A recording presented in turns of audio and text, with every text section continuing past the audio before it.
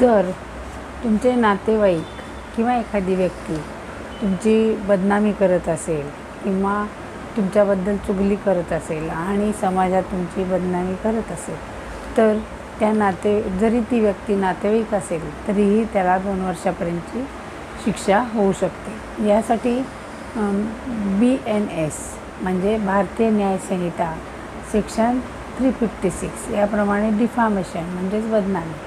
तर जर एखादा नातेवाईक किंवा इतर व्यक्तीसुद्धा दुसऱ्या व्यक्तीची अशी जर बदनामी करत असेल आणि जनमानसात त्याची जी इमेज आहे ती खराब करत असेल, तर अशा वेळेला त्या व्यक्तीला कायदेशीर त्याच्यावर कारवाई करता येते आणि डिफामेशनखाली त्याला 2 वर्षापर्यंतची शिक्षा कोर्ट देऊ शकतं.